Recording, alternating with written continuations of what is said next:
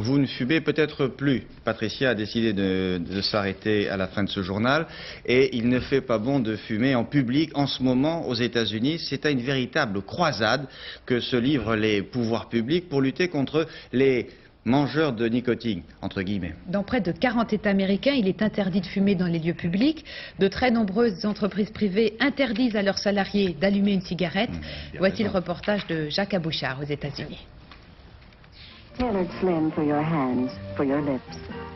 Comme elle semble loin, l'époque où la publicité associait la cigarette à l'idée de séduction. Elle est chassée, bannie des écrans de télévision américains depuis 1970. Les activistes anti-tabac sont lancés dans une nouvelle offensive et 40 des 50 États américains interdisent de fumer dans la plupart des endroits publics.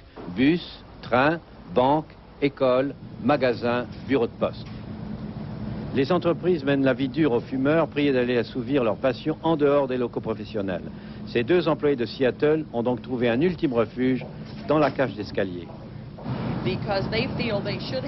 C'est scandaleux, on devrait pouvoir fumer dans un endroit décent, estime une de leurs collègues. Cette femme résiste encore dans son bureau, mais elle a déjà reçu un ultimatum. Bientôt, pour allumer une cigarette, elle devra descendre les 32 étages de la tour où elle travaille pour se rendre dans l'unique pièce réservée aux fumeurs.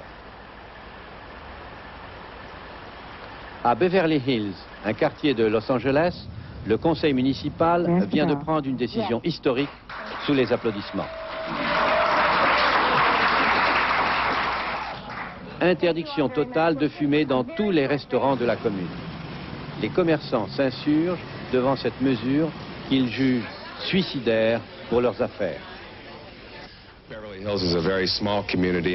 C'est très simple, dit ce restaurateur, nos clients iront ailleurs. De nombreux restaurants à travers les États-Unis ont déjà établi des zones fumeurs et non fumeurs.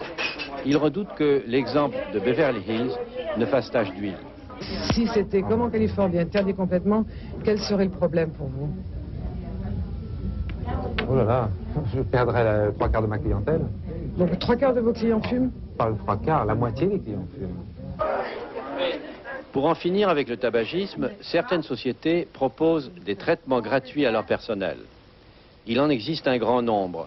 Celui-ci cherche à dégoûter le fumeur qui reçoit de brèves décharges électriques dès qu'il tire sur la cigarette. Le grand Manitou de la croisade actuelle est le docteur Everett Koop, chef des services fédéraux de santé.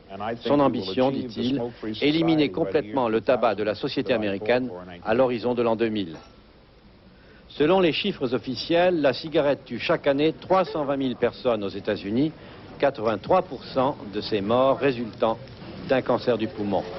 Depuis 10 ans, la proportion des fumeurs est tombée de 42 à 30% de la population adulte des États-Unis, ce qui représente quand même encore 53 millions de personnes. Malgré ce recul, les fabricants de cigarettes reconnaissent d'ailleurs que leur chiffre d'affaires comme leurs bénéfices se portent plutôt bien.